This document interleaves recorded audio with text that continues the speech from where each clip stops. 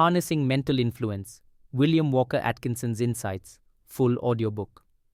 In this transformative journey, we delve into the profound wisdom of William Walker Atkinson, a pioneer in the realm of personal development and the power of the mind. Through his timeless insights, you will uncover the secrets to mastering your mental influence and unlocking your full potential. As we embark on this audiobook adventure, prepare to immerse yourself in Atkinson's teachings on harnessing the power of your thoughts, mastering the law of attraction, and achieving unparalleled success in all areas of your life. Join us as we explore the depths of the mind and discover how to manifest your desires with clarity and precision. Don't forget to subscribe to our channel for more enriching audiobook experiences like this one. Now let's embark on this enlightening journey together. In this captivating audiobook, we delve into the profound and timeless insights of William Walker Atkinson, a pioneer in the realm of harnessing mental influence. Atkinson's contributions to the field of personal development and metaphysics have left an indelible mark on the minds of countless individuals seeking to unlock the latent powers of their own consciousness. William Walker Atkinson, a prolific writer and a luminary in the New Thought movement, illuminated the path to self-discovery and mastery of the mind. Born in 1862, Atkinson's life unfolded during a period of significant intellectual and spiritual exploration. His work, often published under various pseudonyms, has become a cornerstone for those seeking to understand the dynamics of mental influence and harness its potential for personal transformation. This audiobook serves as a gateway to Atkinson's profound teachings, offering a comprehensive exploration of his key insights. From the fundamental principles of the law of attraction to the intricacies of thought vibration, Atkinson's wisdom is presented in a format that allows listeners to absorb and contemplate the nuances of his teachings at their own pace. At the heart of Atkinson's philosophy lies the belief in the immense power of the mind to shape reality. Through the exploration of mental influence, listeners are guided on a journey of self-discovery and empowerment.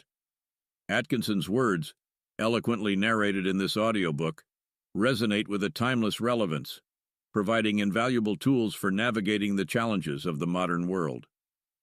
Join us on this immersive audio experience as we navigate the corridors of William Walker Atkinson's mind.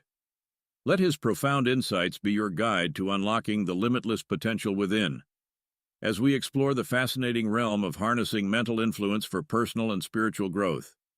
Embark on a journey of enlightenment and transformation with this audiobook, and let the words of Atkinson inspire you to embark on your own path of self-realization and empowerment. Welcome, esteemed audience, to an enriching journey through the wisdom of practicing mental influence by William Walker Atkinson, presented by SonicSelf-Growth for your listening pleasure. Chapter 1. The Law of Vibration. Students of history find a continuous chain of reference to the mysterious influence of one human mind over that of others. In the earliest records, traditions and legends may be found giving reference to the general belief that it was possible for an individual to exert some weird, uncanny power over the minds of other persons, which would influence the latter for good or evil. And more than this, the student will find an accompanying belief that certain individuals are possessed of some mental power which bends even things and circumstances to its might. Way back in the dim past of man's history on this planet, this belief existed, and it has steadily persisted in spite of the strenuous opposition of material science, even unto the present day. The years have not affected the belief, and in these dawning days of the 20th century, it has taken on a new strength and vitality, for its adherents have boldly stepped to the front, and confronting the doubting materialistic thinkers, have claimed the name of science for this truth, and have insisted that it be taken once and for all from the category of superstition, credulity, and ignorant phantasm. Were it not pitiable, it would be amusing to glance at the presumptuous, complacent, smug, self-satisfied position of the materialistic school of thinkers, who would brush aside as a foolish delusion that which many of the wisest men of a past age have accepted and taught as the truth. The modern know-it-alls would sneer contemptuously at facts that are known to be of actual occurrence in the daily lives of thousands of intelligent people, and which the experience of humankind has demonstrated for many centuries in all lands and all races. The trouble lies in the dogmatic assumption of the materialistic school that what is known as mind is merely some peculiar action of the material brain. Some writers even holding that the brain secretes thought, just as the liver secretes bile. They refuse to see that the operation of mind is a manifestation of energy known as electricity, magnetism, light, heat, gravitation, cohesion, etc. Because mental energy does not register the vibrations of these lower forms of energy, they conclude that the higher mental energy does not exist. Having formulated a theory to suit their materialistic conceptions, they try to ignore all facts not consistent with their theory. If they find a fact that will not squeeze into their narrow theory well, so much the worse for the fact, as a writer has said, and they promptly ignore or dispute it. As a matter of truth, the investigator is not compelled to resort to metaphysical explanations to account for the phenomena of mental influence. The very facts of physical science itself, if rightly interpreted, will give the clue to the mystery, and will point the steps of the honest investigator toward the path where he may find the solution of the perplexing riddle. Although we know that the real solution lies in the metaphysical realm, still even physical science will corroborate the facts of its metaphysical sister science, and instead of contradicting the latter, will actually go far toward furnishing analogous facts and principles basis for a theory of metaphysical facts. The student will see at once that so far as physical science is concerned, it must begin at the phenomenon of thought transference, for in that phase of the subject may be found an elementary principle and evidence in many other forms of phenomena. We have given many instances of thought transference in the two preceding volumes of this series, entitled Mind Reading and Psychomancy, respectively, and so we need not repeat the same in this place. The main fact is that thought transference does exist, and may be accounted for upon purely scientific grounds, without calling in the truths of metaphysical thought. We know that this is a strong statement and a positive assertion, but we also know that the same may be demonstrated. Let us consider this phase of the subject. In the first place, physical science teaches that underlying all forms, degrees, and apparent differences in matter and energy, there is to be found a manifestation of some elementary energy, which manifests in what is known as vibrations. Everything in the material world is in vibration, ever manifesting a high degree of motion. Without vibration, there would be no such thing as a material universe. From the electronic corpuscles which science teaches compose the atom, up through the atom and molecule, until the most complex forms of matter are manifested, there is the ever-present vibration. And through all forms of energy, light, heat, electricity, magnetism, and the rest, vibration is also ever-present. In fact, physical science itself teaches that not only is vibration the basic force underlying other forces and the various forms of matter, but also that the apparent differences between the various forms of matter, and also between the various forms of energy, are caused simply and solely by the varying degrees of vibration manifested. Just as the difference between the lowest tone that can be distinguished by the ear of man and the highest note that can be distinguished by the same organ of sense is merely a difference between the rate of vibration, just as is the difference between the dull red color at one end of the spectrum and the violet at the other end, with the intervening colors known as indigo, blue-green, yellow, and orange, with all the combinations of shades arising from them. Just as the difference between the greatest degree of cold known to science and the greatest degree of heat that can be conceived of, just as these great differences due solely and wholly to varying rates of vibration, so is the difference between and all forms of matter or force simply a matter of the rate of vibration. In short, all material and physical things are simply manifestations of some infinite and eternal energy from which all things proceed, their differences resulting merely from the different degree of vibration being manifested in them.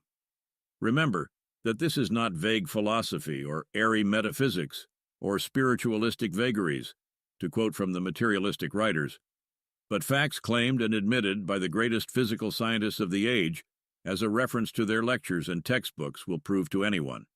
And more than this, any intelligent physical scientist will tell you that science has every reason to believe that there are great fields of energy and force, the vibrations of which are far too high for even the delicate instruments of science to record, but which nevertheless exist and manifest effects. It was only the other day that science was able to catch the X-rays and other forms of high radioactivity, and yet these rays and forces had always existed. And tomorrow science will perfect instruments capable of registering still higher forms of energy. And by some scientist will perfect an instrument capable of registering and recording the subtle vibrations of thought. And perhaps in time someone will perfect that instrument so that it will not only record such thought vibrations and waves, but like the phonograph, it will be able to reproduce and send forth similar vibrations so that others may feel the thoughts, just as they now hear the sounds from the phonograph. Such a prediction is no more wonderful than would have been the prediction of the telephone, the phonograph, the wireless telegraph, and sundry other discoveries and inventions 100 years ago. Did you ever think that there are colors that the eye cannot see, but which delicate instruments clearly register? In fact, the rays of light which sunburn the face, and which register on the photographic plate are not visible to the eye. The eye sees the lower rays, but only instruments adapted for the purpose detect the higher ones. Your eye cannot see the X-ray as it passes through the room, but the plate will catch it, and its light may make a photograph. The rays of light visible to the eyes are only the lower ones. The higher ones are far beyond the power of the eye to record, and beyond even the range of the most delicate instrument. There exist rays and waves of light of such high vibratory rate as to defy even its power to record. Did you ever know that there are sounds unheard by human ears that the microphone will catch and magnify? Scientific imagination dreams of instruments that will catch the songs of the mite, like insects, and magnify them until they can be distinguished. There are waves of electricity that may pass through your body, unperceived by you, and yet powerful enough to run light electric lights. Listen to the words of certain eminent scientists. Professor Elisha Gary, a celebrated scientist and teacher, has said, "There is much food for speculation in the thought that there exist sound waves that no human ear can hear, and color waves of light that no eye can see. The long, dark, soundless space between 40,000 and 400 trillion vibrations per second, and the infinity of range beyond 700 million, 0.00000 vibrations per second, where light ceases, in the universe of motion, makes it possible to indulge in speculation." Professor Williams, the well-known scientific writer, has said, "There is no gradation between the most rapid undulations or trembling that produces our sensations of sound, and the slowest of those which give rise to our sensations of gentlest warmth. There is a huge gap between them, wide enough to include another world of motion, all lying between our world of sound and our world of heat and light, and there is no good reason whatever for supposing that matter is incapable of such intermediate activity, or that such activity may not give rise to intermediate sensations, provided that there are organs for taking up and sensitizing their movements. And so you see that in the scientific theory of vibrations, there may be found plenty of room for a scientific explanation of all that is claimed by adherents of the truth of mental influence, without getting out of the region of physical science, and without invading the plane of metaphysics. And there are many more proofs from the same source, which we may touch upon as we proceed. There is but one truth, and it manifests on all planes, the spiritual, the mental, and the physical, and manifestations agree and coincide. So no mentalist need fear the test of physical science, for each plane will bear out the facts and phenomena of the ones below or above it. The three are but varying phases of one. In this little work, we shall hug close to the plane of physical science, because by so doing, we will be able to make the subject much clearer to many than if we had attempted to express the teaching in metaphysical terms. There is no contradiction in the end. Each bit of truth must dovetail into every other bit, for all are parts of the whole. Chapter 2. Thought Waves. In our last chapter, we have seen that vibration was to be found underlying all manifestations of energy and all forms of matter. We also quoted two distinguished scientists whose words showed that there were fields of vibratory energy not filled by any known forms of energy, the inference being that inasmuch as there are no gaps in nature's processes, these unknown fields must be occupied by certain forms of energy not known as yet to physical science. The teachings of the occultists of all lands and ages, as also those of modern mental science, are to the effect that the mind, in its manifestation of thought in the brain, generates a form of energy of intensely high vibration, which energy may be and is projected in vibratory waves from the brains of other persons within its field of influence. All students of mental influence have noticed the close resemblance that is manifested between the phenomena of electrical and magnetic energy on the one hand and the phenomena of mental energy on the other. So close is the analogy that one may take the proven facts of science relating to electrical and magnetic phenomena and confidently proceed with the certainty of finding a strikingly close correspondence in the field of mental phenomena. And the recognition of this fact is helping the workers in the mental field group together the varied phenomena that come under their notice, and to work out the theory and practice of mental influence. In the first place, it is now a fact well known and accepted by investigators that the generation of thought and the manifestation of mental states occasions a burning up of brain matter and the consequent production of a form of energy of high vibratory power. Physiologists recognize this fact, and the textbooks make reference to it. Experiments have shown that the temperature of the brain is increased in accordance with the intensity of feeling and thought, and that there is undoubtedly a generation of energy and a consumption of brain matter which bears a very close resemblance to the process of the generation of electrical energy. And this being conceded, it follows that this energy once released must be emanated or sent forth from the brain in the manner akin to the emanation of other known forms of energy, that is, in the form of waves of vibratory force. Light and heat travel in this way. So do electricity and magnetism. So do the forces of radioactivity. And the investigators of mental influence have demonstrated by their experiments that there is such a thing as thought induction, and many other phases of manifestation similar to that exhibited by electricity and magnetism. Flammarion, the well-known and eminent French scientist, has said on the subject, "We sum up, therefore, our preceding observations by the conclusion that one mind can act at a distance upon another, without the habitual medium of words, or any other visible means of communication. It appears to us altogether unreasonable to reject this conclusion if we accept the facts. The conclusion will be abundantly demonstrated.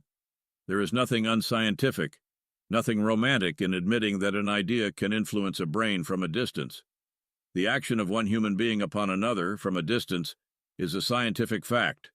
It is as certain as the existence of Paris, of Napoleon, of oxygen, or of Sirius." The same authority also states, "There can be no doubt that our physical force creates a movement in the ether which transmits itself afar like all movements in the ether, becomes perceptible to brains in harmony with our own. The transformation of a psychic action into an ethereal movement, and the reverse, may be analogous to what takes place on a telephone, where the receptive plate, which is identical with the plate at the other end, reconstructs the sonorous movement transmitted, not by means of sound but by electricity, but these are only comparisons. When a thought or feeling is generated in the mind or brain of a person, the energy generated flows forth from the brain of the person in the form of waves of mental energy, spreading from the immediate neighborhood of the thinker to a distance proportioned to the strength of the thought or feeling. These thought waves have the property of awakening similar vibrations in the minds of other persons coming within their field of force, according to the laws of mental influence, which law shall be explained in the next chapter. As we proceed with our consideration of the subject of mental influence, in the succeeding chapters, we shall see the many and varied forms of manifestation of thought waves. At this point, we shall merely view the phenomena in a general way. Thought waves are manifested in a variety of forms and phases. Some are the waves emanated from the minds of all thinkers, unconsciously and without purpose, and usually without much force. Others are sent forth with great force and travel far, manifesting a degree of influence commensurate with the force with which they are projected. Others are directed purposely toward certain individuals or places, and travel along rapidly in a straight line to the point which they have been directed or aimed. Others are sent forth with great strength and power, but instead of being directed toward any particular person or place, are designed to sweep around in great whirlpools of energy, affecting all who happen to fall within their field force. You will readily understand that there is a great difference between thought waves sent forth idly and unconsciously, And without knowledge of the underlying laws of mental influence, and those projected with a full knowledge of the laws governing the phenomena, and urged on and directed by a powerful will of the sender. The force is the same, but the degree of its power and the measure of its effects are determined by the conditions of its sending force. The vibratory force of these thought waves does not cease with the sending forth of the wave, but persists for a long time afterward. Just as heat in a room persists long after the fire in the stove has been extinguished, just as the perfume of the flower exists in a room long after the flower has been removed, just as a ray of light travels through space for millions of miles, and for centuries after the star itself has been blotted out of existence, just as any and all forms of vibratory energy persist in manifesting after the initial impulse has been withdrawn, so do the vibrations of thought continue long after the thought, yes, long after the brain which sent them forth has passed into dust. There are many places today filled with the thought vibrations of minds long since passed outside of the body. There are many places filled with the strong vibrations of tragedies long since enacted there. Every place has an atmosphere of its own, arising from the thought vibrations set in motion by the various persons who have inhabited or occupied them. Every city has its own mental atmosphere, which has an effect upon persons moving into them. Some are lively, some dull, some progressive, some old fogyish, some moral, some immoral, the result of the character of the early settlers and leading spirits of the places. The atmosphere affects persons moving into these towns, and either sinks to the general level, or else, if strong enough, help to change the mental tone of the place. Sometimes a change in conditions brings a large influx of new people to the town, and the mental waves of the newcomers tend to bring about a marked change in the local mental atmosphere. These facts have been noted by many observing people who were perhaps not familiar with the laws and principles underlying the phenomena. Many have, of course, noticed the differing atmosphere of stores, offices, and other places of business. Some of such places give one an air of confidence and trust. Others create a feeling of suspicion and mistrust. Some convey an impression of active, wide-awake management, while others impress one as being behind the times and suffering from lack of alert, active management. Did you ever stop to think that these different atmospheres were caused by the prevailing mental attitudes of those in charge of the places? The managers of business places send forth thought waves of their own, and their employees naturally falling into the pace set for them, sending forth similar vibrations, and before long the whole place is vibrating on a certain scale. Let a change in the management occur, and see what a change soon manifests itself. Did you ever notice the mental atmospheres of the houses you happen to visit? You may experience and recognize all of the varying notes in the mental scale of their occupants. From some thresholds, harmony manifests itself, while others breathe in harmony as soon as you step over the threshold. Some radiate mental warmth, while others seem as cold as an iceberg. Think for a moment and recall the various houses or places you visit, and see how the mental vibrations of the inmates manifest themselves to a visitor. The low quarters of our cities, the dens of vice and haunts of dissipation vibrate with the character of thought and feeling of those inhabiting them, and the weak-willed visitor is thus tempted. And in the same way, certain places are filled with strong, helpful, elevating vibrations, which tend to lift up and elevate those coming within their circle of influence. Thoughts and feelings are contagious, by reason of the law of vibration and mental induction. When this law is understood, the individual is enabled to protect and improve himself. Such knowledge brings strength. Chapter 3. Mental Induction. As we stated in the preceding chapter, the phenomena of mental influence bears a striking analogy to that of the electrical or magnetic energy. Not only is this so in the phase of wave motion and transmission, but also in the phase of induction, as we shall see presently. In physical science, the term induction is used to indicate that quality in a manifestation of energy, which tends to reproduce in a second object the vibrations manifesting in the first object, without direct contact between the two bodies. A magnet will induce magnetism in another object removed from its space. An electrified object will tend to produce similar vibrations in another object by induction, over great spaces. Heat waves travel along the ether, and tend to produce heat vibrations in objects far removed, notably in the case of the sun and the earth. Even sound waves will affect other objects in this way, as in the well-known instance of the glass or vase singing in response to the musical note sounded afar off.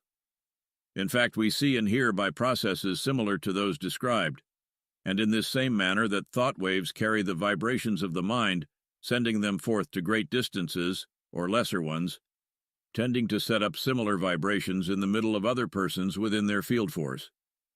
Thus, a person feeling a strong degree of anger will pour forth waves of that degree of mental vibration, which, coming in contact with the brains of other persons, tend to set up a similar feelings or emotions, and thus cause the person to feel cross or peevish, or even to manifest a similar angry state of mind. We all know how easily a fight is started by a very angry person in a room sending forth violent vibrations. One has but to remember the instances of mob violence to see how easily the contagion of hate and anger spread among people who allow themselves to be influenced. And not only is this true of undesirable emotions and feelings, but also of desirable ones. The influence of a good man who happens to be strong mentally spreads among those around him, influencing in them for good. Orators, actors, preachers, and teachers send forth strong within-toll currents, which tend to produce mental conditions on the part of their hearers corresponding to the feeling held by the mind of the speaker.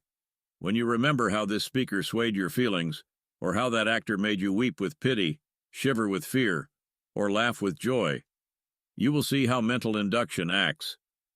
But not only is this true when we are in the actual presence of the person sending out the thought waves, but it is equally true that we are influenced by persons far removed from us in space, often without their knowledge or intent, although sometimes, in the case of one who understands the principle most, with full knowledge and intent. The ether with which space is filled carries these thought waves in all directions, and the surface of the earth, particularly in the densely occupied portions, is filled with these waves. These waves, carrying the mental vibrations, coming in contact with each other, tend to set up combinations on one hand, or else neutralize each other on the other hand. That is to say, if two sets of waves of a similar nature meet, there is likely to be a combination formed between them, just as between two chemicals having an affinity for each other.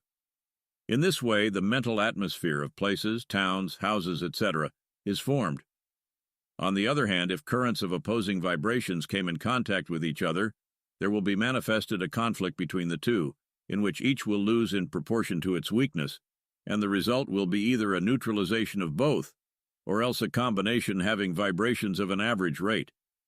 For instance, if two currents of mental energy meet, one being a thought of love and the other hate, they will neutralize each other if they are equal, or if one is stronger than the other, it will persist but robbed of much of its strength. If it were not for this neutralizing effect, we would be largely at the mercy of stray currents of thought. Nature protects us in this way, and also by rendering us immune to a considerable extent. But nevertheless, we are affected by these waves to a considerable extent, unless we have learned to throw them off by knowledge of the laws and an enforcement of them by practice. We all know how great waves of feeling spread over the town, city, or country, sweeping people off their balance. Great waves of political enthusiasm, or war spirits, or prejudice for or against certain people or groups of people, sweep over places and cause men to act in a manner that they will afterward regret when they come to themselves and consider their acts in cold blood. Demagogues will sway them, or magnetic leaders who wish to gain their votes or patronage, and they will be led into acts of mob violence or similar atrocities by yielding to these waves of contagious thought. On the other hand, we all know how great waves of religious feeling sweep over a community upon the occasion of some great revival excitement or fervor. The effect of these thought waves, so far as the power of induction is concerned, of course depends very materially upon the strength of the thought or feeling being manifested in the mind sending them forth. The majority of persons put but little force into the mental manifestations, but here and there is to be found a thinker whose thought waves are practically a stream of living will, and which of course have a very strong inductive effect upon the minds of others with whom the waves come in contact. But it likewise follows that a number of persons thinking along the same lines will produce a great volume of power by a combination of their thought currents into great streams of mental force. Then again, there is another feature of the case that we must not lose sight of, and that is the attraction between minds, by virtue of which one draws to himself the thought waves of others whose thoughts are in accord with his own. The contrary is true, for there is repulsion between the minds of persons and the thought waves of others whose thoughts are not in accord with his own. The contrary is true, for there is repulsions between the minds of persons and the thought waves of others antagonistic to their thoughts. To quote a well-worn and much-used expression to illustrate this truth, like attracts like, and birds of a feather flock together. There is ever in operation this marvelous law of attraction and repulsion of mental energy, persons allowing their thoughts to run along certain lines, and permitting the feelings to be expressed in certain ways, draw to themselves the thought waves and mental influences of others, keyed to the same mental keynote. And likewise they repel the waves and influences of an opposing nature. This is an important fact to remember in one's everyday life. Good attracts good and repels evil. Evil attracts evil and repels good. The predominant mental attitude serves to attract similar influences and to repel the opposing ones. Therefore, watch carefully the character and nature of your thoughts. Cultivate the desirable ones and repress the undesirable ones. Verily, as a man thinketh in his heart, so is he. Some thought waves sent forth with but little strength travel slowly, and do not proceed very far from their place of emanation, but creep along like some smoke or fog, lazily and yielding. Other thoughts charged with a greater intensity of desire or will dart forth vigorously like an electric spark, and often travel great distances. The weak thought waves do not last a very long time, but fade away or become neutralized or dissipated by stronger forces. But the strong thoughts persist for a long time, retaining much of their vitality and energy. In the same manner, the thought waves of a person will continue to vibrate around him wherever he goes, and those coming in contact with him will be impressed by the character of his vibrations in this way. Some men send forth gloomy vibrations in this way. Some men send forth gloomy vibrations, which you feel when you come in contact with them. Others radiate good cheer, courage, and happiness, which conditions are induced in those with whom they come in contact. Many people will manifest these qualities so strongly that one can notice the effect the moment such persons enter a room. They carry their atmosphere with them, and the same is induced in the minds of others around them. In the same way, some people carry with them vibrations of willpower and masterfulness that beat upon the minds of others, making them feel the power of such persons and conquering their own willpower and changing their desires. Others manifest a strong power of fascination or attraction in a similar manner, which tends to draw others to them and to their desires and wishes. Not only does this principle operate in the phase of general mental atmospheres, but also in the phase of direct personal influence. All forms of mental influence operate along the lines of mental induction, as herein described. The principle is the same in all cases and instances, although the manner of operation varies according to the particular phase of the phenomena manifested. Remember this as we proceed, and you will be able to understand the subject much better. Chapter 4. Mental Concentration. The two principal factors in the manifestation of mental influence in all of its forms are what are known as 1. Concentration, and 2. Mental imagining. The first of these factors shall be considered in this chapter, the succeeding chapter taking up the consideration of the second. Concentration is a word derived from two Latin words, that is, con, a prefix meaning to, and centrum, meaning center or fixed central point. The two words combined mean, literally, to bring to a common point, to focus, etc. Thus, the word concentration is seen to mean, literally, the act or state of bringing to a fixed point or focus.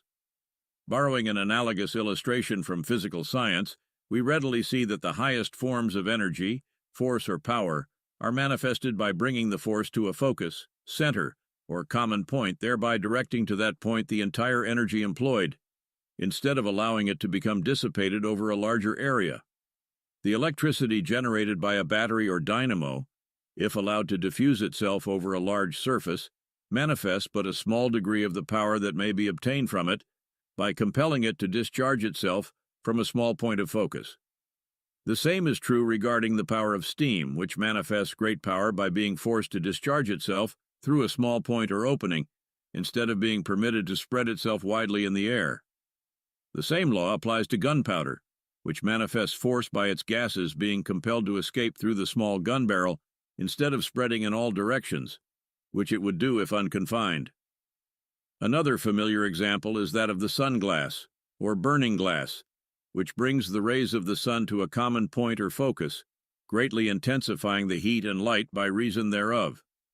The occult masters have ever impressed upon their pupils the importance and necessity of acquiring the power of mental concentration, and all trained and developed occultists have practiced and persevered toward this end, the result being that some of them attained almost miraculous mental powers and influence. All occult phenomena are caused in this way, and all occult power depends upon it. Therefore, the student of mental influence should devote much thought, time, and practice to this most important branch of the subject. It is a fact known to all students of mental phenomena that very few persons possess more than a very small degree of concentration. They allow their mental forces to become scattered and dissipated in all directions, and obtain little or no results from the same. In the degree that a man is able to concentrate, so is he able to manifest mental power. A man's power of mental concentration is to a great extent his measure of greatness. Mental concentration in practice consists of focusing the mind upon a given subject or object firmly and fixedly, and then holding it there for a certain time, fully intent upon its object, and not allowing itself to be diverted or attracted from its object. It likewise consists in the correlative power of then detaching the mind from that subject or object, and either allowing it to rest, or else focusing it upon another object. In other words, it either gives undivided attention, or else inhibits or shuts off attention from the given subject or object. To the reader who has had no experience along the lines of mental concentration, it may seem like a very easy mental influence task to focus the mind upon a subject and then hold it there firmly and fixedly. But a little practice will undeceive such a person and will bring him to a realizing sense of the difficulty of the task. The mind is a very restless thing, and its tendency is to dance from one thing to another, darting here and there, soon tiring of continued attention, and like a spoiled child, seeking a new object upon which to exercise itself. On the other hand, many people allow their minds to concentrate, involuntarily, upon whatever may strike their fancy, and forgetting everything else, they give themselves up to the object attracting their attention for the moment, often neglecting duties and important interests, and becoming daydreamers instead of firm thinkers. This involuntary concentration is a thing to be avoided, for it is the allowing of the attention to escape the control of the will. The mental concentration of the occultists is a very different thing, and is solely in control of the will, being applied when desirable, and taken off or inhibited when undesirable. The trained occultist will concentrate upon a subject or object with a wonderful intensity, seemingly completely absorbed in the subject or object before him, and oblivious to all else in the world. And yet the task accomplished or the given time expired, he will detach his mind from the object, and will be perfectly fresh, watchful, and wide awake to the next matter before him. There is a difference in being controlled by involuntary attention, which is a species of self-hypnotizing, and the control of the attention, which is an evidence of mastery. The secret of mental concentration lies in the control of the attention, and the control of the attention lies in the exercise of the will. A celebrated French psychologist has well said, "The authority is subject to the superior authority of the ego. I yield it or I withhold it as I please. I direct it and turn to several points. I concentrate it upon each point, as long as my will can stand the effort." Sully says, "Attention may be roughly defined as the active self-direction of the mind to any object which presents itself at the moment." All of the occult authorities begin teaching their pupils attention as the first step toward mental concentration. They instruct the pupil to examine some familiar object and endeavor to see as many details as possible in the object. Then, after hearing the pupil's report, the master sends him back to the task, bidding him seek for new details, and so on, until at last the pupil has discovered about all concerning the object that can be discovered. The next day, a new object is given to him, and the process is repeated. First simple objects are given, and then more complex ones, until at last objects of great complexity are easily mastered. In this way, not only is the power of close observation highly developed, but also the faculty of attention becomes so highly strengthened that the pupil is able to exert the greatest amount of mental concentration with scarcely the consciousness of effort. And such a person then becomes a very giant in the manifestation of mental influence, for he is able to mold his mind one-pointed, as the Orientals describe it, until he has focused and directed a mighty degree of mental influence toward the desired object. Among the practices imposed upon their pupils by occult masters may be named mathematics, drawing, analysis, etc. You will readily see why this is. To begin with, mathematics requires the undivided attention of the student. Unless he concentrates upon his examples, he will not be. An eminent authority, Sir Francis Galton, who is one of the leading authorities upon psychology of preceding generations, has said on this subject, "The free action of a high visualizing faculty is of much importance in connection with the higher processes of generalized thought. A visual image is the most perfect form of mental representation, whatever the shape, position, and relations of objects to space are concerned. The best workmen are those who visualize the whole of what they propose to do before they take a tool in their hands. Strategists, artists of all denominations, physicists who contrive new experiments, and in short, all who do not follow routine, have a need for it. A faculty that is of importance in all technical and artistic occupations, that gives accuracy to our perceptions and justice to our generalizations, is starved by lazy disuse, instead of being cultivated judiciously in such a way as will, on the whole, bring the best return.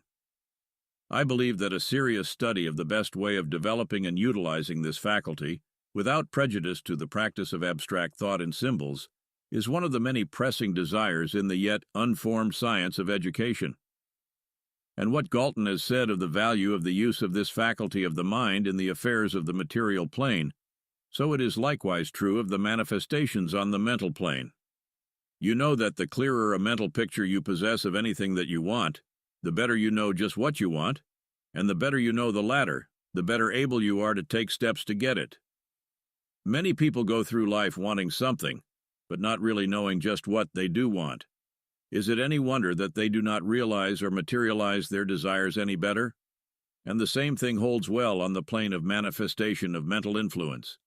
If one wishes to materialize anything by the use of the influence, is he not handicapped by a lack of mental image of just what he wants to materialize? And is he not helped very much by the creation of a mental pattern or plan, in the shape of a mental picture, through and around which he may direct his thought currents? The occultists manifesting the greatest degree of mental influence acquire by practice this art of creating mental images of that which they wish to materialize. They train their imagination in this way, until the very act of creating the mental image acts strongly toward the actual materialization or event, as actually existing in their minds before they attempt to concentrate their thought waves upon the task of accomplishing it. Then the mental picture, being completed and standing in strong outline, they focus their mental force through it, just as in the case of the magic lantern before referred to, and the picture is reproduced on the screen of mentality of other people. The imagination may be strengthened in many ways, the principle being constant and persistent practice. The practice of recalling to the memory of scenes previously witnessed, and then whether describing them to others or else drawing a rough picture of them will help in this matter.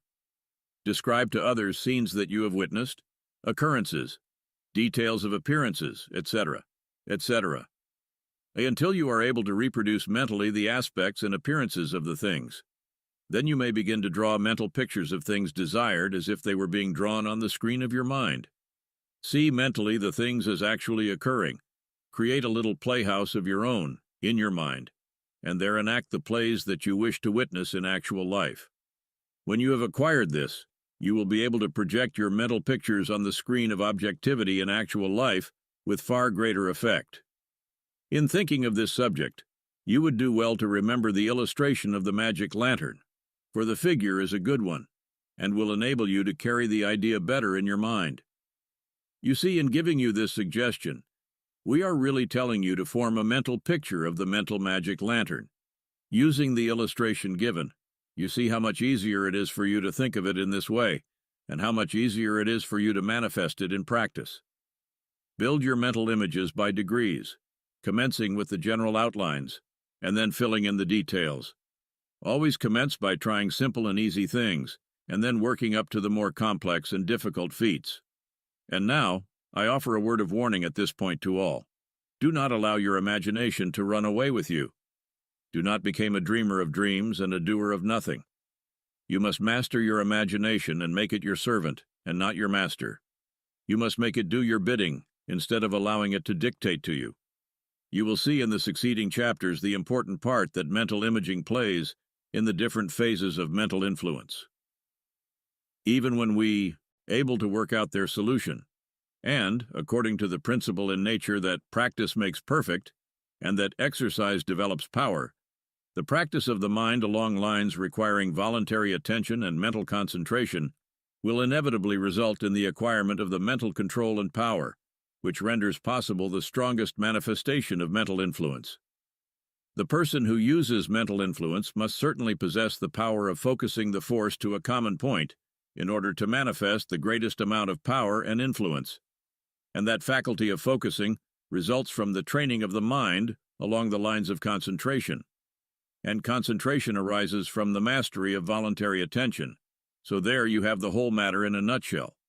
So your first step toward acquiring mental influence should be to cultivate voluntary attention. We might fill page after page with exercises designed to strengthen your faculty of voluntary attention. But what would be the use? The best plan is to set you to work to find something upon which to concentrate, for the very search will develop attention. Look around you for some object to study in detail. Then concentrate your attention upon it until you have seen all there is about it to be seen. Then take up another object and pursue the practice further. Take a page, this page if you will, and count the number of words on it. Then see how many words are required to fill each line, on an average. Then see how many letters there are in each word, in each line, on the whole page. Then go over the page and see if any words are misspelled, or if any of the letters are imperfect, etc. In short, get acquainted with this page until you know all about it. Then take up another page, and after studying it in the same way, compare the two, and so on. Of course, this will be very dry and tedious unless you take an interest in it, and remembering just what the exercise is designed for may arouse this interest. After practicing this way for a short time each day, you will begin to find that you are able to bestow greater attention upon objects upon which you are trying to manifest mental influence. You are developing concentration, and that is the great secret of the use of mental influence and explains the difference in its manifestation among men. Think over this. Chapter 5. Mental Imaging. In our last chapter, we called your attention to the first of the two principal factors in the manifestation of mental influence, namely, mental concentration. In the present chapter, we shall consider the second factor tending to render possible the said manifestation, namely, mental imaging. What is known as a mental image in occultism is the mental creation, in the imagination of a picture of the things, events, or conditions that one desires to be manifested or materialized in actual effect. A moment's thought will show you that unless you know just what you desire, you can take no steps toward attaining it on any plane of manifestation, and the more clearly your desires are perceived in your imagination, the clearer is the work of proceeding toward the realization of that desire. A mental image gives you a framework upon which to work.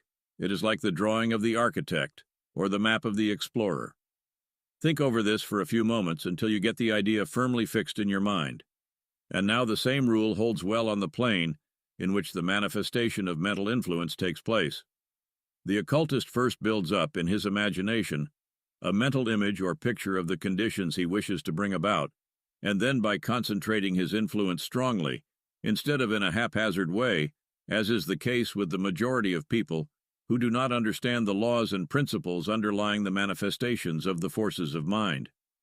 The mental image gives shape and direction to the forces, which is being concentrated upon the desired object or subject. It may be compared to the image on the glass of the magic lantern, through which the focused rays of the lamp pass, the result being that a corresponding image is reproduced upon the screen or curtain beyond. The analogy is a very close one indeed, if we remember that the minds of the majority of people are more or less blank screens or curtains upon which play the pictures produced there by outside influences, suggestions, environments, etc. For very few people realize their individuality and are merely reflections of the thoughts and ideas of other people. All of the above-mentioned phenomena comes under the head of fascination and is the result of the emanation of streams of active thought waves from the mind of a person, the same being strongly concentrated and directed toward those whom the person wishes to affect. The person forms a strong thought in his mind and sends it out to the others charged with the force of concentrated will, so that the other person feels it most strongly and forcibly. The fundamental idea is the forming of the thought, and then sending it out to the other person. For instance, if you wish a person to like you, you should form in your mind this thought: that person likes me, fixing it in your own mind as a fact. Then project to him the concentrated thought, you like me very much, with an air of assurance and confidence, and the other person is bound to feel the effect unless he or she has acquired a knowledge of the subject and is using self-protection. The thought should be sent forth with the strength that usually accompanies a strong spoken statement, but you must not actually speak the words aloud. You should merely say them strongly in your mind. If you wish to produce an effect or impress strength upon another person, the same process may be used, changing the thought and vibrations to the idea that you have a stronger will than the other person, and are able to overcome his will, using the silent message of I am stronger than you, my will overcomes yours. Some successful agents and salesmen use the following method in reaching their customers. They form a thought that the other person desires their goods very much, and then they send out the thought waves that, you desire my goods, you want them very much, you have an irresistible longing for them, etc. Others use the following when they wish another to comply with their wishes. You will do as I say, will do as I say, you will yield to me fully and completely, etc. You will readily see from the above examples that the whole principle employed in any and all of these cases consists of 1. The thought of what the person wishes the other to do, held firmly in the mind, and 2. The projection of that thought to the other, silently, in the shape of unspoken words. In the above you have the whole secret of fascination condensed to a small space. You will understand, of course, that the words are only a means of concentrating and vitalizing the thought. Animals merely feel desires, but are able to fascinate by the strength of them, although they cannot use words. And one person may fascinate another without understanding a word of his language, the real strength coming from the strength of the desire behind the words. The formation of the desire thought into words is merely for the purpose of concentrating and focusing the thought, for words are concentrated symbols of ideas, thoughts, or feelings. The exact process of sending forth the thought wave to the other is difficult to describe. You know how you feel when you say something very forcible and emphatic to another person. You can fairly feel the force of the words being hurled at the other person. Well, cultivate that same power in sending forth the unspoken word in the above manner, and you will soon be able to notice the effect of the thought on the other. It may help you to imagine that you can see the force flying from you to the other. The imagination properly used helps very much in these matters, for it creates a mental path over which the force may travel.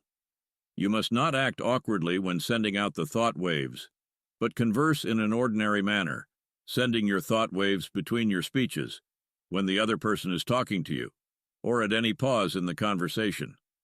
It is always well to send first a powerful thought wave before the conversation is opened, preferably while you are approaching the person, and it is likewise well to terminate the interview with a parting shot of considerable strength. You will find that these thought waves are of far greater power than spoken words, and then again you can in this way send out impressions that you could not utter in spoken words for obvious reasons. And now do you see how you have been affected by persons who have influenced you at times in your past life? Now that you know the secret, you will be in a measure immune from further impressions from others. And when you read our concluding chapter entitled Self-Protection, you will be able to surround yourself with a protective armor through which the thought waves cannot penetrate, but which will turn aside the shafts directed toward you. Chapter 7. Hypnotic Influence. As we have mentioned in the previous lesson, There is a general resemblance between the manifestation of mental influence known as fascination and that known as hypnotic influence. In the manifestation known as fascination, the influence is exerted solely by thought waves passing from mind to mind without a physical medium or channel other than the ether. In hypnotic influence, on the contrary, the influence is heightened by means of passes, stroking, or eye influence. In hypnotic influence, the mind of the person affected, whom we shall call the subject, is rendered passive by a flow of mental energy calculated to render it more or less drowsy or sleepy, and therefore less calculated to set up powers of resistance to the thought waves of the person using the influence. But the power employed is the same in all cases, no matter whether they fall under the classification of fascination or whether that of hypnotic influence. The two classes of manifestation, as a matter of fact, really blend into each other, and it is difficult to draw a dividing line in some cases. Hypnotic influence is a form of that which was formerly termed mesmerism, which name was given to it in honor of its discoverer, Frederick Anton Mesmer, who practiced this form of mental influence during the latter half of the 18th century. As a fact, however, the force and its use was known to the ancients centuries before Mesmer's time, the latter person having merely rediscovered it. Mesmer taught that the power was based upon the presence of a strange universal fluid which pervaded everything, and which had a peculiar effect upon the nerves and brains of people. He and his followers believed that it was necessary to put the subjects into a sound sleep before they could be influenced.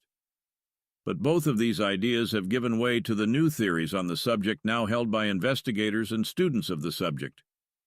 It is now known that the magnetic fluid believed in by Mesmer and his followers is nothing else than the currents of thought waves emanating from the mind of the operator.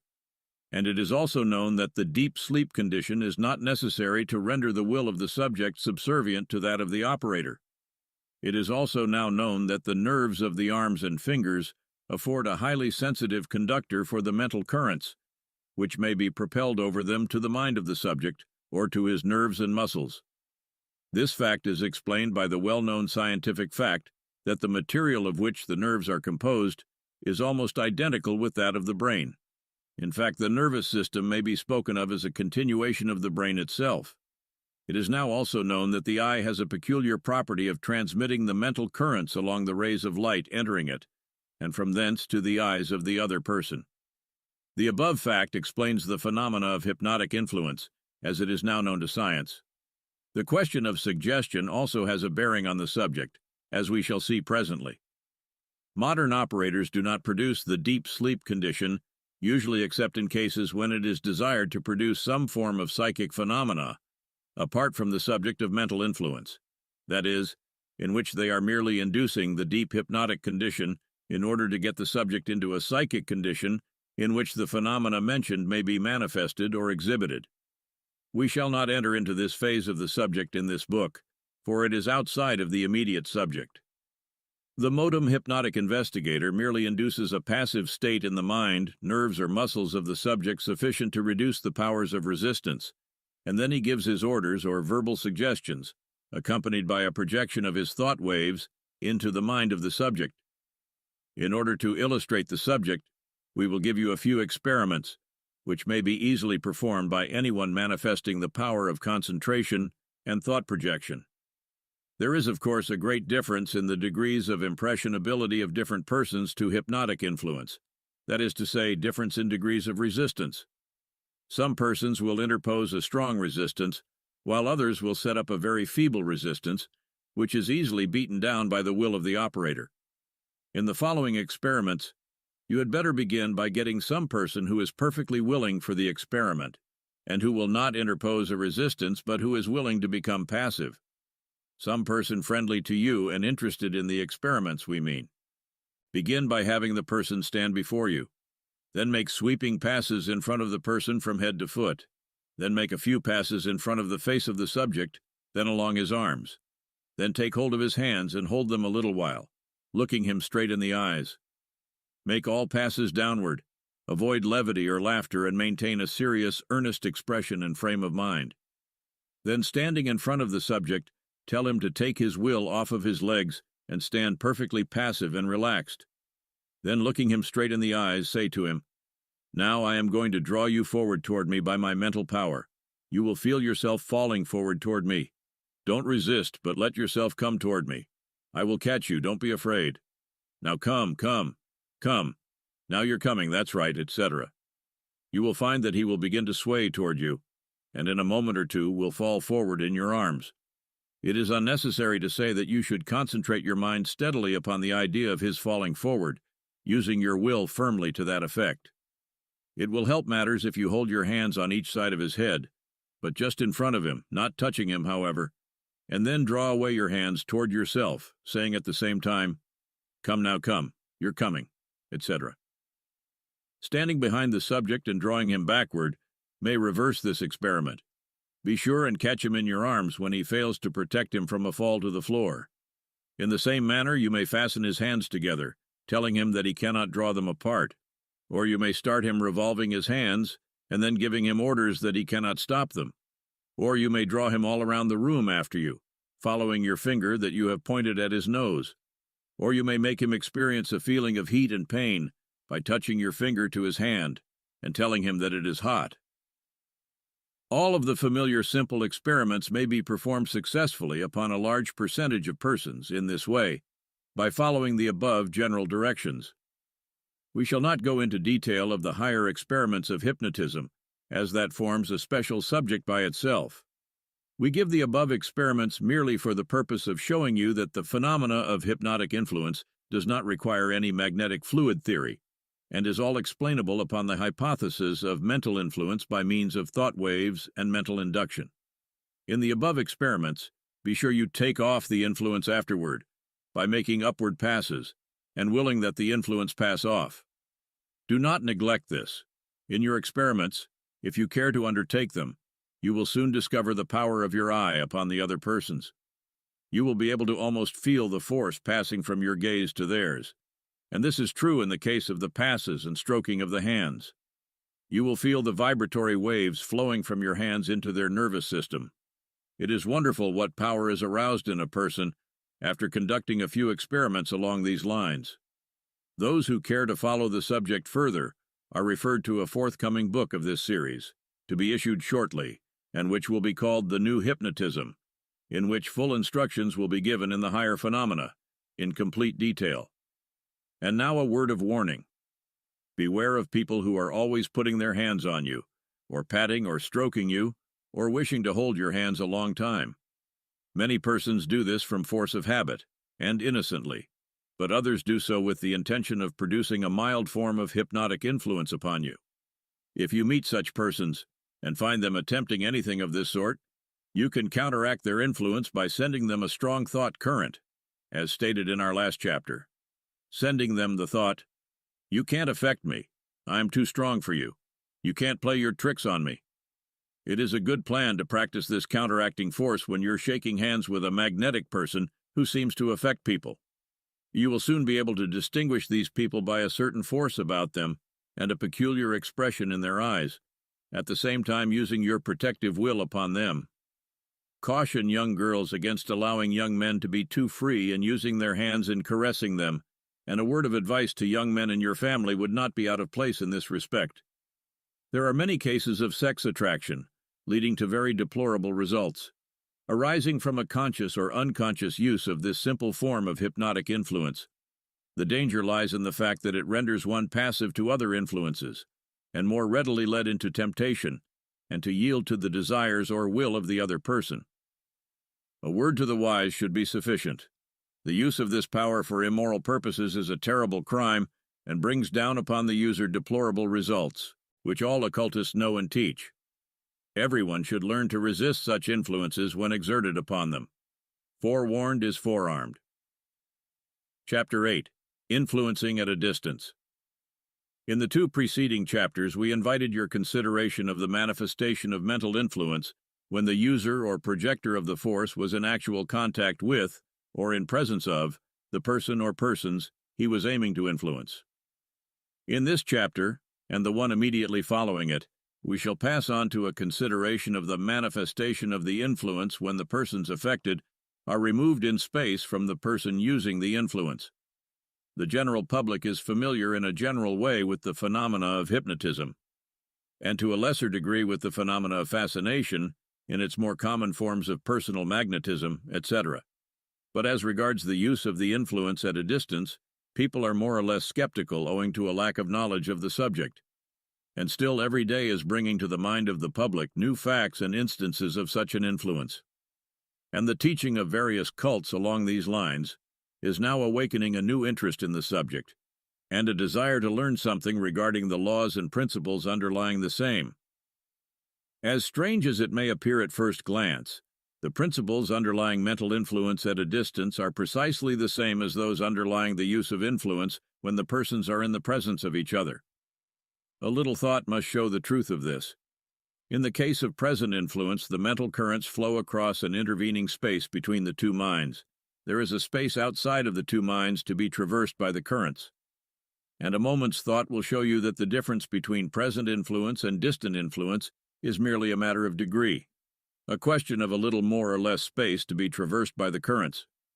Do you see this plainly? Well then, this being so, it follows that the methods used must be identical. Of course, in the case of personal influence, the added effect of the voice, manner, suggestive methods, the eye, etc., are present, which render the result more easily obtained and causes the rapport condition to be more easily established. But with this exception, the methods are identical, and even the advantages accruing from the exception mentioned may be duplicated by practice and development in the case of distant influence. There are a number of methods given by the authorities in this matter of distant influencing, but they are all based upon the same principles named in the previous chapters of this book, that is, vibrations, thought waves, mental induction, concentration, and mental imaging. In these words you have the key to the subject. The rest is all a matter of practice and development and variation.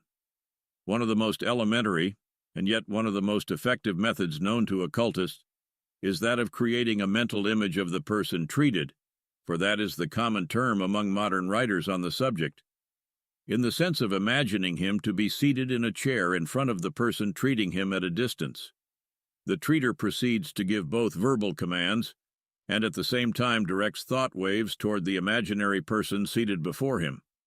This process establishes a psychic condition between the treater and the actual person, although the latter may be removed from the treater by many miles of space. This was the method of the ancient magicians and wonder workers, and has always been a favorite among persons pursuing these experiments, of mentally influencing others at a distance. A variation of the above, very common in former days, was to mold a clay or wax figure, calling it by the name of the person treated, and identifying it in the mind and imagination with the other person. A variation is also noticed in the cases where a photograph, lock of hair, article of clothing, etc., is used in this way as a psychic connecting link between the two persons.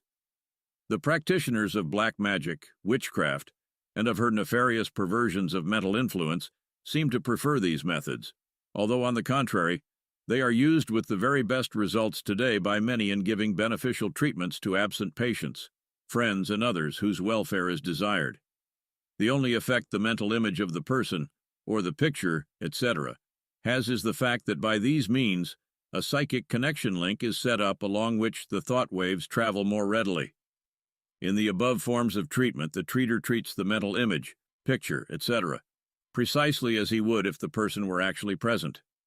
He forgets for the time being that the person may be hundreds of miles away, and concentrates his influence on the image, or picture, etc., because the latter is really the starting point of the psychic chain, which leads direct to the person. The treater sends his thought waves toward the object, and in some cases actually talks, mentally, to the person by means of the medium mentioned. He may give commands, arguments, remonstrance, persuasion, etc., just as if the person were actually present. In short, he acts as if the person were sitting before him, wide awake, and receptive to his influence. Another way, employed by some, is to begin darting thought waves toward the other person, forming in the imagination a gradual lengthening psychic wire, composed of thought vibrations. Those practicing this form state that when the psychic wire is projected sufficiently far, and it travels with incredible speed, and comes in contact with the mind of the other person, The treater feels at once that contact has been established by a peculiar faint shock, similar to that of a very mild galvanic current. Then the treater proceeds to send his thought currents along the psychic wire in the same manner as if the person were actually in his presence, as described under the head of fascination in a preceding chapter. In fact, such treatments, and the others mentioned in this chapter, are really and practically long-distance fascination.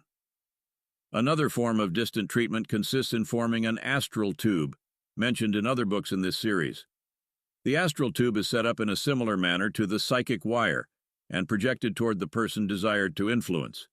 It is formed in the imagination as a vortex ring, similar to the little ring of smoke puffed out by the cigar smoker, only larger, about 6 inches to 1 foot wide, or better still, like the ring of smoke ejected from the stack of a locomotive sometimes when it is puffing rapidly.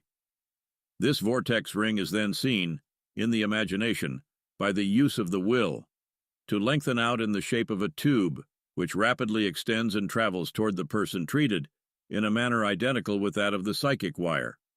This tube is known to occultists as the astral tube, and is employed in various forms of occult and psychic phenomena, such as clairvoyance and other forms of psychomancy, as described by us in our volume of this series, so entitled. Those following this method of distant influencing report that they recognize the completion of the tube by a sensation of stoppage and a feeling of rapport having been established between themselves and the other person.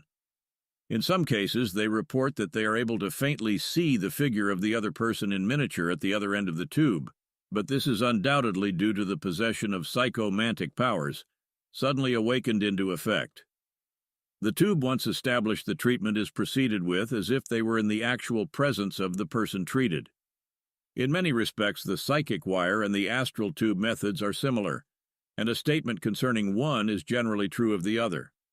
There are 2 other methods frequently used in distant influencing, which we shall now briefly describe. The first of these 2 methods consists in sitting or standing in a quiet place, or rather in some place in which you can concentrate. The advanced occultist can find peace in the midst of the noise, and then directing your thought waves toward the other person, forming in the imagination a mental picture of the force flying from you toward the other, like tiny sparks of electricity or of a subtle fluid. This mental picture tends to give a concentrative force to the current, which renders them powerful and sends them direct to the desired spot. The second of these 2 methods is that used by the most advanced occultists who have advanced beyond the use of the methods described just now. These people simply stand or sit quietly and concentrate their minds until they attain the state of mental calm known to many as the silence. Then they create a strong mental picture of the person treated, surrounded by the conditions desired created, or doing the things desired to be done. This is one of the highest forms of mental influence, and really approaches a higher phase of influence than that of the mental plane as generally known. A picture of a person held in the mind in this way, the person being seen in perfect robust health and happy and successful, tends to materialize the same conditions in the person in real life. This form of treatment, however, is possible only to those of great concentration, and who have mastered the act of mental imaging, and who also possess creative willpower to a marked degree. Some degree of success in it, however, is open to nearly every student who practices along these lines. Before practicing any of these experiments, read what we have said in the chapter on Magic Black and White, and guard against employing the power for evil purposes, for the fate of the black magician is a sad one. Chapter 9. Influencing en masse. In our last chapter, we considered the manifestation of mental influence at a distance, insofar as was concerned the influencing of one or more persons by another. There is another phase of the subject that must not be overlooked, and that is the influencing of large numbers of people by some active, strong projector of mental influence. This form of the manifestation of the power is known as mental influencing en masse. En masse, of course, means in a body or in a crowd, and mental influencing. En masse means the use of the influence in the phase of exerting a strong attracting or directing power to the mind of the crowd, or rather, the public, or a large number of people.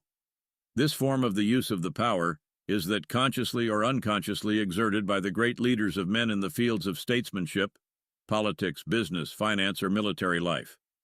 You will at once recall a number of the so-called great men of history from ancient times down to our own times, who seem to exert a wonderfully, almost miraculous effect upon the minds of the people, causing men to see things through the eyes of the strong man, and making of all instruments to carry out the ideals, will, or desires of these great masters of mental influence. And on a smaller scale are the majority of the successful people who depend upon public support. In fact, this influence in some degree is used by nearly all who succeed in any form of business or profession, in which success calls for the attraction of other people toward the occupation of the person in question. This may seem like a strange thought to many, but occultists know it as the truth notwithstanding.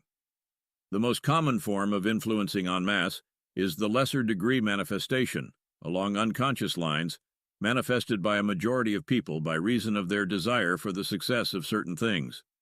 By desire we do not mean the mere wanting or wishing state of mind, but rather that eager longing, craving, demanding mental state that evinces a hungry reaching out for the desired thing. You will notice that the men and women who get things are generally those who are possessed of a strong, burning desire for the things in question, which prompts them to be more or less aggressive in the search for satisfaction of the desire possessing them. These people are constantly sending out strong waves of thought vibrations, which has a drawing, attracting influence upon all with whom they come in contact, and tending to draw such persons toward the center of attraction, which is, of course, the mind of the person sending out such thoughts. And in the same way, a person possessed of a strong fear of a thing will send out similar attracting waves, which have a tendency to attract or draw to him the people calculated to bring about the materialization of the thing feared. This may sound paradoxical, but the secret lies in the fact that in both the case of desire and fear, the mind forms the mental image, which tends to become materialized. Fear, after all, is a form of expectation, which, alas, too often tends to materialize it. "The thing that I have feared hath come upon me," says Job, and in that saying he has stated the experience of the race. The way to fight things you may fear is to create a burning desire for the opposite thing. Other persons who have either studied the principles of mental influence, or else have stumbled upon certain facts concerning the same, improve upon this elementary form of influencing en masse just mentioned. They send out the thought waves consciously and deliberately, erecting the mental image and holding strongly to it, so that in time their sweeps of mental currents reach further and further away and bring a greater number of people under the influence and into the field of attraction. They treat the public en masse by holding the strong mental picture of that which they desire, and then sending out strong thought currents of desire in all directions, willing that those coming within their radius shall be attracted toward the ideas expressed in the mental image, projected in all directions. The constant dwelling upon some special object or subject, by men who have developed concentration, strong wills, and fixity of purpose, has the effect of sending out from the mind of that person great circles, constantly widening of thought waves, which sweep ever outward like waves in a pond caused by dropping in a stone. These waves reach and affect a great number of people, and will render them at least interested in the object or subject thought of, and the indifference has been overcome. Other appeals to the minds of these people will be far more likely to reach them than otherwise, for interest is the first step toward attention, and attention is another step toward action. Of course, there are very many people sending out circles of thought waves, and these currents come in contact with each other and tend to neutralize each. But now and then a particularly strong man will send out waves that will persist even after meeting other currents, and will reach the minds of the public in spite of the opposition. These thought currents have the personality of the sender and reflect the character of his will, be it strong or weak. The mental influence sent out by a strong businessman in a town will soon make itself felt in a subtle manner, and the store becomes a center of attractive influence, although the public does not understand just why. In the same way, some lawyers spring into public favor, although not possessing greater ability than their legal brethren. And popular preachers make their influence felt in a community in similar ways, although often they are not conscious of just what force they are using, their only knowledge being that they have a feeling of inward strength and an attractive influence over people, and at the same time a burning, ardent desire to draw people their way, and a strong will to back it up with. And these are just the mental qualities that create and manifest the strongest kind of mental influence. And besides, these people almost invariably know just what they want. There is no mere vague wishing about them. They make a clear mental picture of the things that they wish to bring about, and then they bend every effort toward materializing the picture. Everything they do towards accomplishing their ends gives an additional impetus to their constantly widening and constantly strengthening circle of power and influence.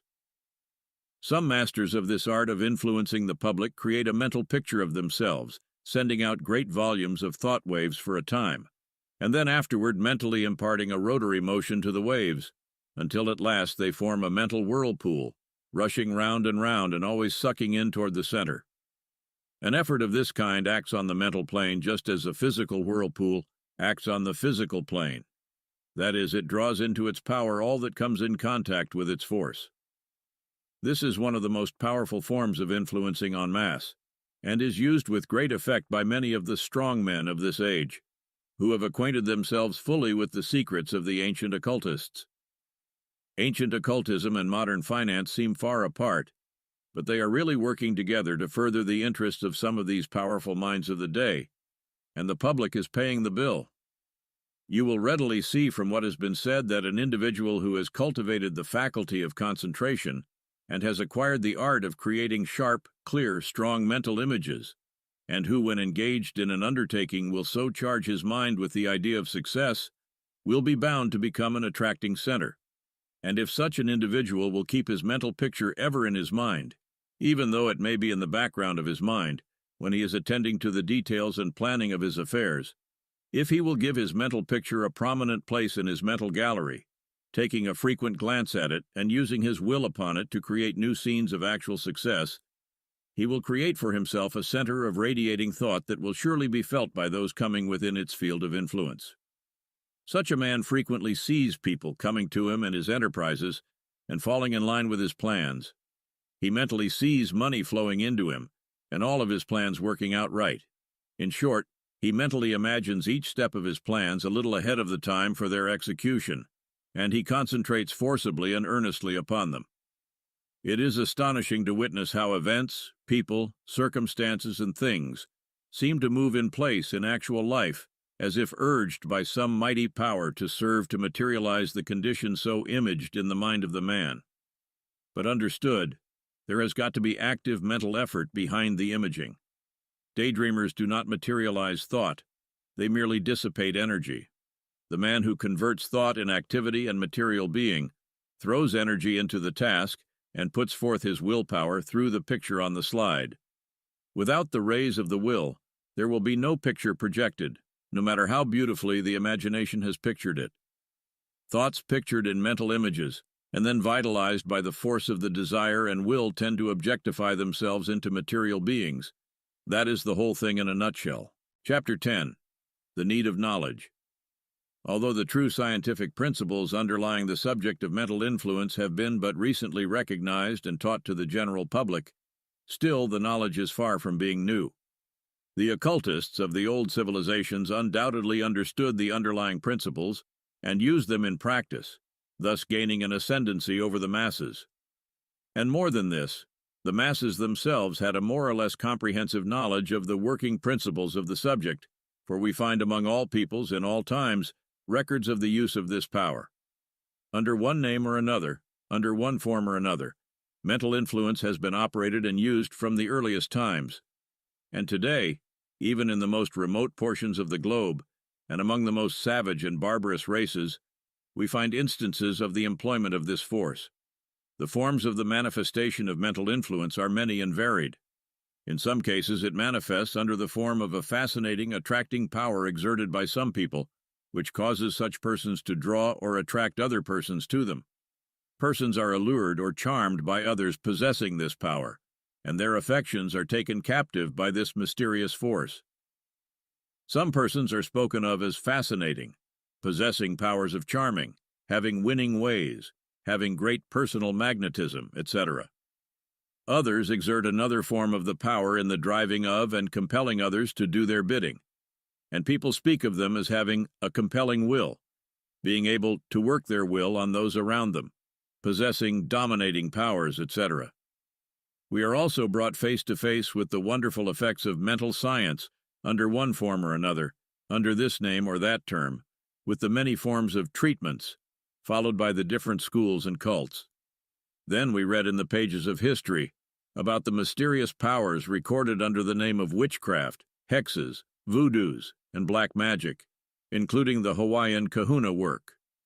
And turning back the pages of history to ancient time, Greece, Persia, and Egypt, not to speak of India, ancient and modern, we find innumerable instances of the employment of and knowledge of mental influence in some of its forms. And although many will seek to deny the fact, scientific investigators and students realize that there is but one real underlying principle under and back of all of the various forms of manifestation. The good results and the evil results all arise from the employment of the same force, strange as it may appear at first thought. The secret lies in the fact that this mental influence is a great natural force, just as is electricity or any other natural forces, and it may be and is used for both good and evil purposes. The electricity which runs out machines, lights our houses, and performs countless other beneficent tasks in the service of man is also used to electrocute criminals, and the unfortunate person who touches a live wire may be struck with instant death. The sun, which warms our earth and renders life possible, also kills countless persons exposed to its rays on the desert, or even in our large cities. Fire, that great friend of man, which has been one of the most potent factors in the evolution of the race from barbarism to civilization, is also a mighty enemy, destroying both property and lives. Water, that most necessary element, which renders life possible, and which is necessary to grow our grain and to perform countless other good services for us, also acts as an enemy at times, drowning people and sweeping away their homes. Gravitation, which holds all things in place, from suns and stars down to the tiniest atom of matter, also causes people to fall to their death from high places, or brings down on their heads objects from above them. In short, every natural force or power is capable of producing either beneficent or baleful effects to man, according to the circumstances of the case. We recognize these things and accept them as a law of nature, and yet some would deny the identity of the power of mental influence as manifested in its good and bad uses. There will be people who ascribe to God all the good qualities of mental influence, and ascribe to the devil all of its evil uses. These people have primitive minds. Their counterparts are seen in those who would credit God with the helpful rain or sun, and who ascribe to the devil the same things when there occurs a flood or a drought. Such reasoning is worthy only of the savage mind. The forces are natural forces, and work according to their own laws, immanent in their constituent qualities and nature, and are in that sense above good and evil. When they work for man's interest and comfort, man calls them good. When they work harm and discomfort to him, man calls them bad. But the force remains, unchanged, being neither good nor bad. And thus it is with the power of mental influence. It is above good and bad. It is a great natural force, capable of being used for either wear or woe to mankind. But remember this, there is a difference. While the force in itself is neither good nor bad, the individual who employs it may be, and it is good or bad, according to its use.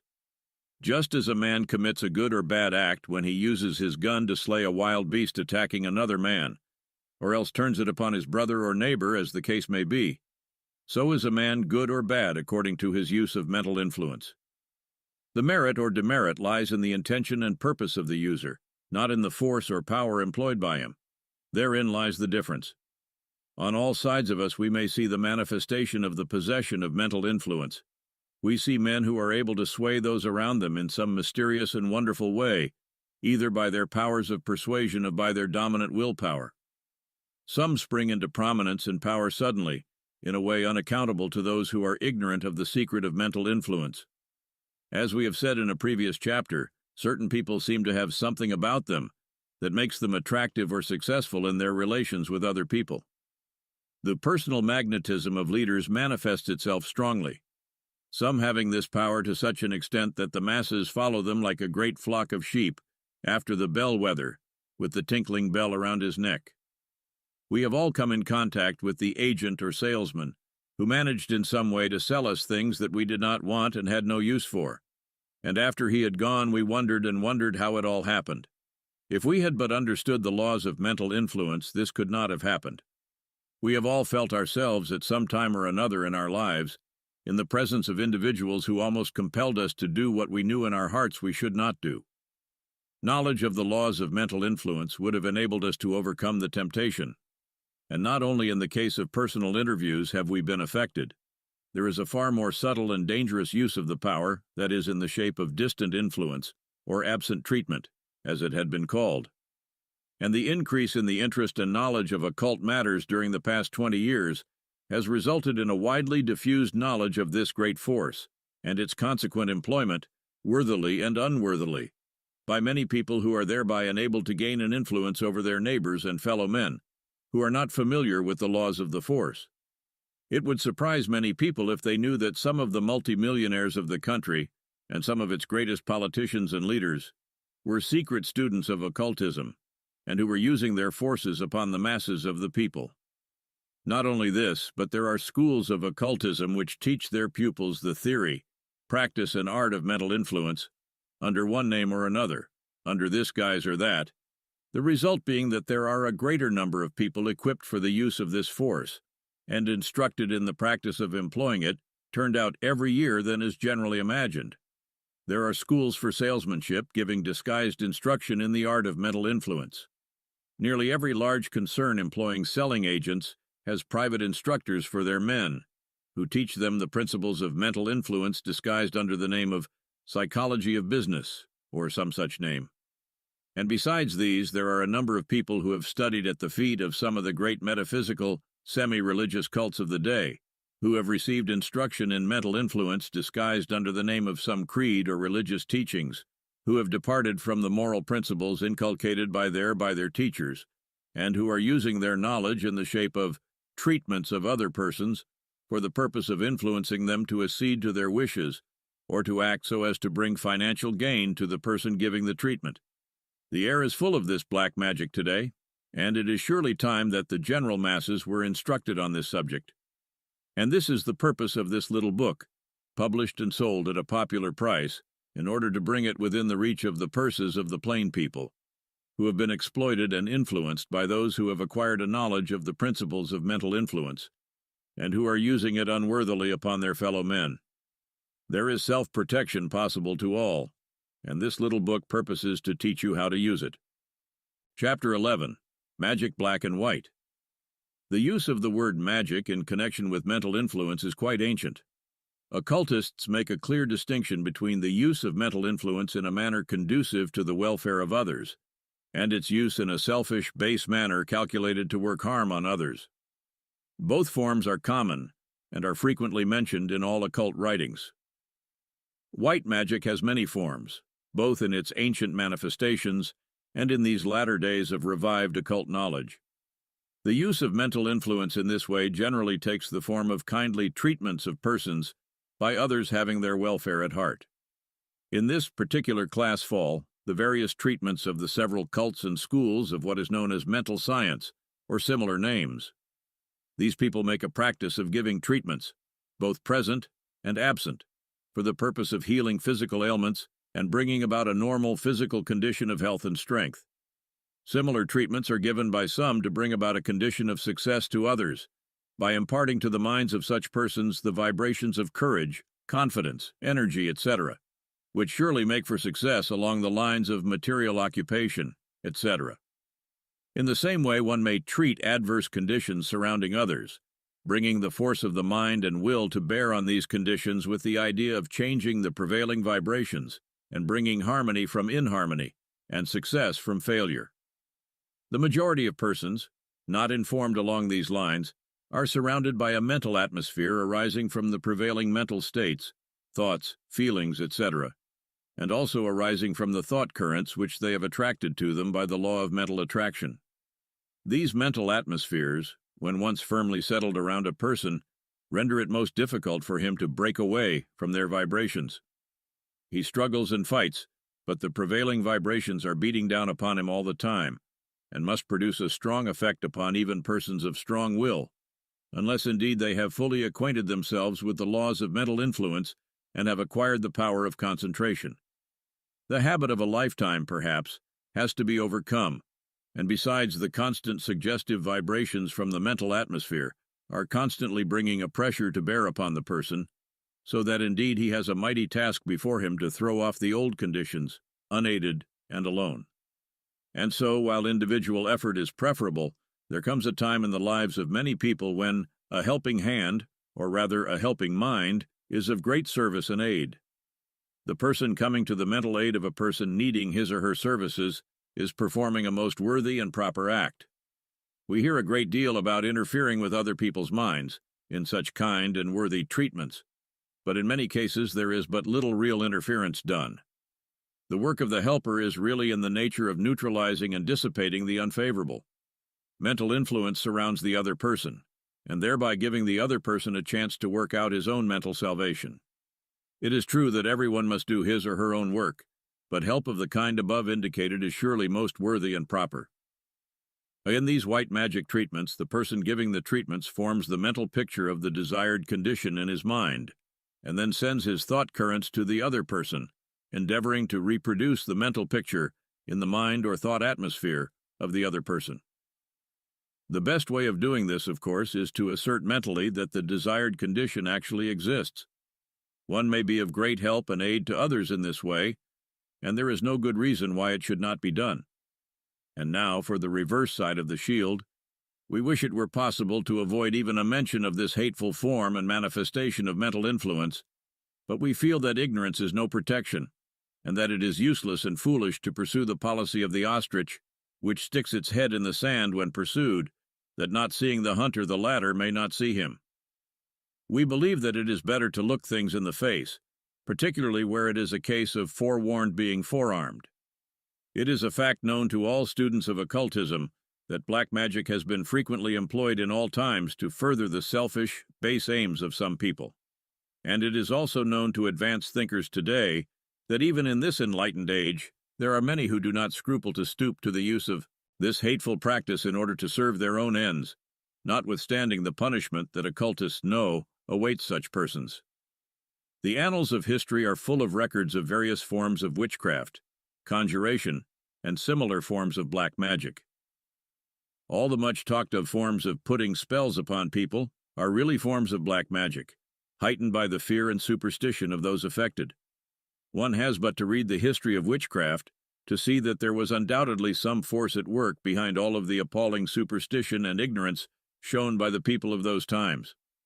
What they attributed to the influence of people in league with the devil really arose from the use of black magic, or an unworthy use of mental influence, the two things being one. An examination of the methods used by these witches, as shown by their confessions, gives us a key to the mystery. These witches would fix their minds upon other people or their animals, and by holding a concentrated mental picture there, would send forth thought waves affecting the welfare of the persons being adversely treated, which would influence and disturb them, and often bring on sicknesses. Of course, the effect of these treatments were greatly heightened by the extreme ignorant fear and superstition held by the masses of people at the time, for fear is ever a weakening factor in mental influence, and the superstitions and credulity of the people caused their minds to vibrate in such a manner as to render them extremely passive to the adverse influences being directed against them. It is well known that the voodoos of Africa and similar cults among other savage races practice black magic among their people with great effect. Among the natives of Hawaii there are certain men known as kahunas, who pray people sick or well, whichever way they are paid for. These instances could be multiplied had we the space and inclination to proceed further with the matter. And in our own civilized lands there are many people who have learned the principles of mental influence, and who are using the same for unworthy purposes, seeking to injure others and defeat their undertakings, or else trying to bring them around to their own, the treater's, point of view and inclinations. The modern revival of occult knowledge has operated along two lines. On the one hand, we see and hear of the mighty power for good mental influence is exerting among the people today, raising up the sick, strengthening the weak, putting courage into the despondent, and making successes of failures. But on the other hand, the hateful selfishness and greed of unprincipled persons in taking advantage of this mighty force of nature and prostituting it to their own hateful ends, without heeding the dictates of conscience or the teaching of religion or morality. These people are sowing a baleful wind that will result in their reaping a frightful whirlwind on the mental plane. They are bringing down upon themselves pain and misery in the future. At this point, we wish to utter a solemn warning to those who have been, or are tempted, to employ this mighty force for unworthy purposes. The laws of the mental plane are such that, as one sows, so shall he reap. The mighty law of attraction acts with the accuracy of a machine, and those who seek to entangle others in a net of mental influence, sooner or later are caught by their own snare. The black magician involves him to pieces. He is sucked down into the whirlpool of his own making, and is dragged down to the lowest depths. These are not idle remarks, but a statement of certain laws of nature, in operation on the mental plane, which all should know and heed. And to those who may feel appalled at this mention of the existence and possibilities of black magic, we would say that there is one thing to be remembered, and that is that good always overcomes evil on the mental plane. A good thought always has the power to neutralize the evil one, and a person whose mind is filled with love and faith may combat a multitude whose minds are filled with hate and evil. The tendency of all nature is upward and toward good, and he who would pull it back toward evil sets himself against the law of spiritual evolution, and sooner or later falls a victim to his folly. And then remember this: thought waves find entrance only to those minds that are accustomed to think similar thoughts. He who thinks hate may be affected by hate thoughts, while he whose mind is filled with faith and love is surrounded by a resistant armor which repels the invading waves and causes them to be deflected or else driven back to their senders. Bad thoughts, like chickens, come home to roost. Thoughts ace like boomerangs in their tendency to return to their sender. To the poison of black magic, nature gives the antidote of right thinking. Chapter 12. Self-Protection. The reader of the preceding chapters will see the power of mental influence in its various phases of manifestation, and will recognize the possibility of the force being used to influence himself. The question that will naturally arise in the mind of every student and investigator of this important subject, and which comes to all at some time, is, how may I protect myself from the use of this power against myself? How may I render myself immune from these influences which may be directed against me? It is true that we and other writers on the subject have shown you that one is far less liable to influence if he will maintain a mental atmosphere of high vibration, that is, keeping oneself surrounded by a thought atmosphere filled with vibrations of the highest kind of thoughts and free from thoughts and desire of a base, selfish character, which tends to attract similar thoughts. In this way, one creates a state of mental hygienic cleanliness, which renders him immune from the contagious thoughts of the selfish plane of desire, etc. This should be remembered and taken advantage of by everyone, for just as physical cleanliness gives no congenial lodgment for the germs of disease, so mental cleanliness refuses to admit the mental microbes. But there is a method far more efficacious than even the above-mentioned plan, and this method is really that employed by the adepts in occultism, and the method and practice taught the initiates of the occult brotherhoods and lodges all over the world. Let us consider it here. In the first place, without entering into a statement of the details of the high occult teachings, we wish to inform you that the basic principle of all such teaching and instruction is the fact that within each of us, in the very center of the being of each individual, in the very heart of hearts of the immortal ego, is what occultists know as the flame of the spirit. This is what you recognize in consciousness as the I Am consciousness, that consciousness of being which is far above the consciousness of personality or the things of personality. It is that consciousness which informs each individual, unmistakably, that he is actually an individual being. This consciousness comes to the individual by reason of his contact with the great one life of the universe. It is the point of contact between the part and the all. And in this part of a man's consciousness, coupled with the sense of being and I, there resides a spark from the divine flame of life and power, which is what has been called the will of man. Now do not mistake us and confuse this with the so-called will of personality, which is merely a desire, or else a certain firmness, which often is little more than stubbornness. This inner will is real power, and when once recognized may be drawn upon as a source of unending and unfailing strength. The occult adepts have developed the consciousness of this power within and use it freely. This is the result of years of practice and correct living and thinking. But still, each and every person may draw upon this source of strength within them to aid them in life and to repel the thought vibrations of the lower plane. This consciousness may be developed by a realization of its existence and by a practice of bringing the idea in everyday consciousness, by thought, meditation, and practice. The very fact of having called your attention to its existence has awakened within the mind of you who are reading these lines a new strength and sense of power.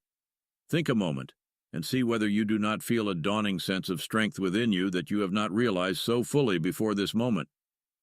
A continued recognition in your everyday consciousness of this, something within will develop your ability to manifest it. Particularly in an hour of need will it spring to your assistance, giving you a sense of a part of yourself crying out to you in words of encouragement, "I am here, be not afraid."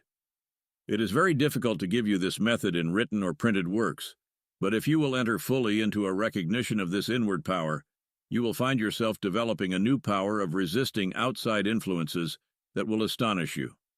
When you come in contact with people who are seeking to influence you in any of the ways mentioned in the preceding chapters of this book, or in others' ways, you will find yourself able to defy their mental attacks by simply remembering the strength immanent in your I, aided by the statement, made silently to yourself, "I am an immortal spirit, using the will within my ego." With this mental attitude, you may make the slightest mental effort in the direction of throwing out from your mind vibrations, which will scatter the adverse influences in all directions, and which, if persisted in, will cause the other person to become confused and anxious to let you alone. With this consciousness held in mind, your mental command to another, "Let me alone. I cast off your influence by the power of my spirit," will act so strongly that you will be able to actually see the effect at once. If the other person is stubborn and determined to influence you by words of suggestion, coaxing, threatening, or similar methods, look him or her straight in the eyes, saying mentally, "I defy you. My inner power casts off your influence." Try this the next time that anyone attempts to influence you, either verbally or by thought waves, and see how strong and positive you will feel, and how the efforts of the other person will fail. This sounds simple, but the little secret is worth thousands of dollars to every individual who will put it into practice. Above all, put out of your mind all fear of others' persons. The feeling of fear prevents you from manifesting the power within you to its full extent. Cast out fear as unworthy and hurtful. Not only the case of personal influence in the actual presence of the other person may be defeated in this way, but the same method will act equally as well in the matter of repelling the mental influence of others directed against you in the form of absent treatments, etc. If you feel yourself inclining toward doing something which in your heart you feel that is not to your best interests, judged from a true standpoint, you may know that consciously or unconsciously, someone is seeking to influence you in this way.